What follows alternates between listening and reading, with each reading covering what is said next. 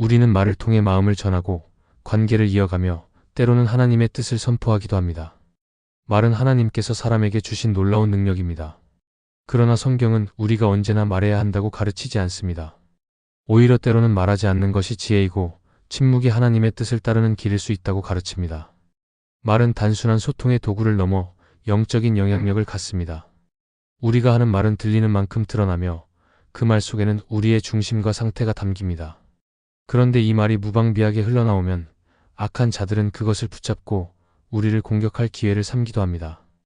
우리가 하나님 앞에서 겸손히 기도하며 살더라도 말로 인해 불필요한 시험과 공격에 노출될 수 있습니다. 실제로 많은 성도들이 이런 고백을 합니다. 분명히 기도했는데 왜 더 힘들어졌을까? 하나님께 맡겼는데 왜 내 말 이후에 더 상황이 꼬였을까? 그 이유는 단순한 말 한마디 속에 담긴 영적 메시지와 중심이 때때로 사탄에게 공격의 실마리가 되기 때문입니다. 그래서 성경은 말할 때가 있고 잠잠할 때가 있다고 말합니다.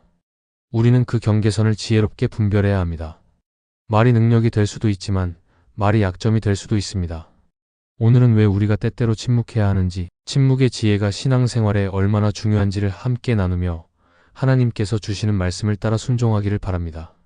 첫째, 말은 영적 통로이기 때문에 우리는 침묵해야 합니다.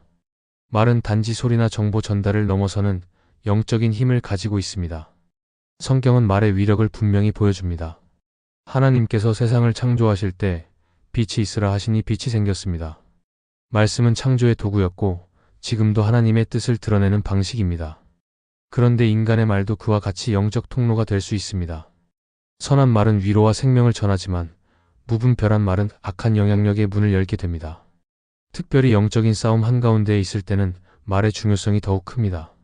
사탄은 사람의 중심을 알 수는 없지만 사람이 내뱉는 말을 통해 생각과 감정을 유추하고 공격의 방향을 잡습니다. 기도하면서도 동시에 불안과 염려를 말로 드러내면 사탄은 그 불안을 타고 마음을 흔들기 시작합니다. 믿음으로 결단했지만 여전히 사람에게 인정받고 싶은 욕심을 말로 표현하게 되면 그 틈을 노려 자존심을 건드립니다. 말은 중심을 반영하기 때문에 입에서 나오는 말은 곧 영적인 문이 될 수 있습니다. 하나님께서도 이스라엘 백성에게 많은 말씀을 주셨지만 때로는 말씀을 숨기실 때가 있었습니다. 하나님은 감추시는 하나님이시기도 합니다. 말씀을 감추심은 무관심이 아니라 하나님의 계획 안에서 보호하시기 위함이었습니다. 우리 역시 마찬가지입니다. 말하지 않는 것이 믿음 없음을 뜻하지 않고 오히려 하나님의 계획을 지키는 길이 될 수 있습니다. 요셉의 생애를 보면 하나님께 받은 꿈을 형들에게 말했을 때 그 말은 곧 시기의 불씨가 되었고 그의 삶에 큰 시험이 찾아오게 되었습니다. 그 꿈은 틀리지 않았지만 타이밍과 대상이 지혜롭지 못했습니다. 진실한 말도 때를 분별하지 않으면 시험의 빌미가 됩니다. 특히 사탄은 사람의 말 가운데 드러난 욕망과 약함을 집요하게 노립니다. 그래서 말은 반드시 기도 안에서 하나님의 인도하심 안에서 분별되어야 합니다. 지혜로운 자는 말보다 마음을 먼저 살핍니다. 말이 흘러나오기 전에 그것이 누구를 향해 있고 무엇을 이루기 위한 것인지 스스로 묻습니다. 그리고 필요한 순간에는 담대히 말하지만 위험한 순간에는 침묵을 선택합니다. 말은 힘이지만 침묵은 그 힘을 지키는 능력입니다. 말이 영적 통로가 될 수 있음을 기억할 때 우리는 침묵을 통해 더 깊은 보호 아래 거할 수 있습니다. 그러므로 말은 영적 통로이기 때문에 아무 때나 열어둘 수 없습니다. 때때로 그 문을 닫고 조용히 기다리는 것이 하나님 뜻에 더 가까운 길일 수 있습니다. 우리는 말은 영적 통로이기 때문에 때로는 침묵해야 한다는 것을 기억해야 합니다. 둘째, 감정이 격할 때는 침묵이 지혜입니다. 사람의 말은 마음에서 나옵니다. 마음이 평안할 때는 말도 부드럽고 따뜻하게 흐르지만 감정이 격해질 때는 말도 날카롭고 거칠어지기 쉽습니다. 분노, 실망, 억울함, 상처 같은 감정이 마음을 휘감을 때 그 안에 담긴 감정이 말로 쏟아져 나옵니다. 그 순간의 말은 진심이 아닐 수 있습니다. 그러나 듣는 사람은 그 말로 깊은 상처를 입습니다. 말한 사람은 시간이 지나면 잊지만 들은 사람은 오랫동안 그 말을 품고 살아가게 됩니다. 잠언은 말의 위험성에 대해 반복해서 경고합니다. 특히 분노 중에 한 말이 다툼을 부르고 갈등을 격화시킨다고 강조합니다.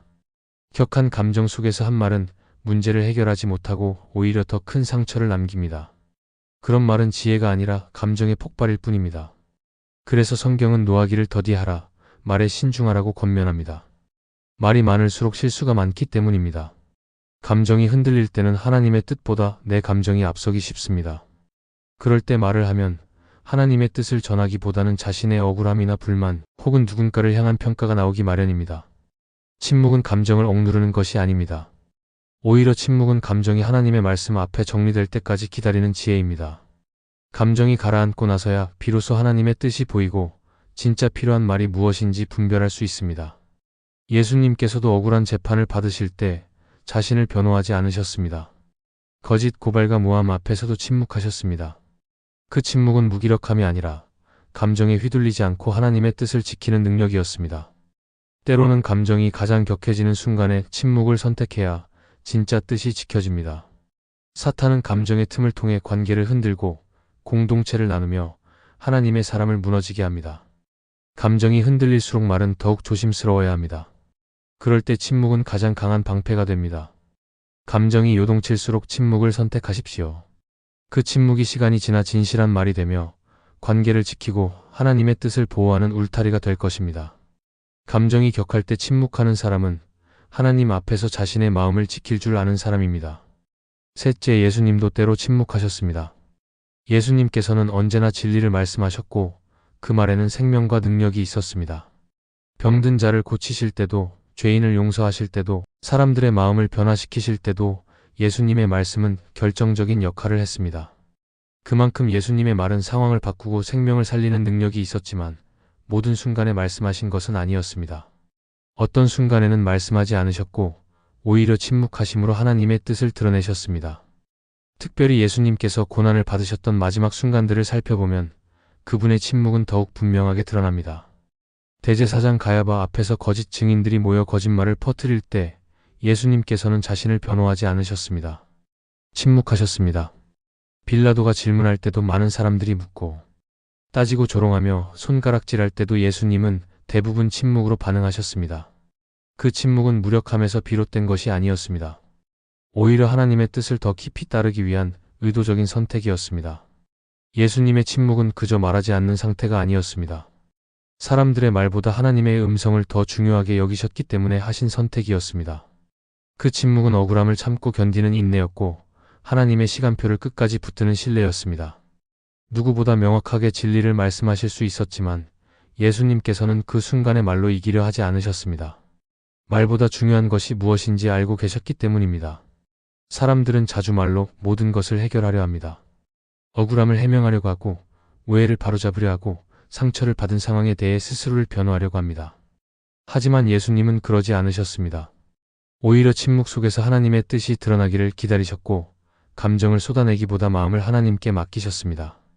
그리고 결국 그 침묵은 십자가를 향한 걸음을 이어가게 했고 그 걸음은 인류 구원의 길을 여는 순종이 되었습니다.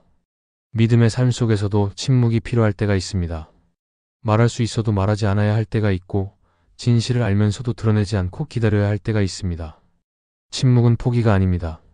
상황을 하나님께 맡기겠다는 깊은 순종이며 사람의 시선을 의식하기보다 하나님의 뜻에 집중하겠다는 고백입니다. 말보다 침묵이 더 큰 메시지를 전할 수 있음을 믿는 것입니다.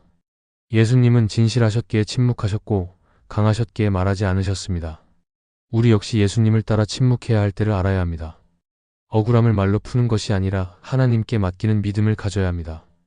말로 상황을 바꾸는 것이 아니라 하나님의 시간에 모든 것이 밝혀질 것을 기다리는 인내가 있어야 합니다. 그때 하나님께서 우리의 침묵을 사용하셔서 더 깊은 뜻과 더 분명한 승리를 이루실 것입니다. 예수님의 침묵을 기억할 때 우리의 침묵도 믿음의 선택이 될 수 있습니다. 하나님은 우리가 언제 말해야 하는지를 아는 지혜만큼 언제 침묵해야 하는지를 분별하는 지혜도 갖기를 원하십니다. 침묵은 소극적인 회피가 아니라 믿음으로 하나님을 기다리는 자세입니다.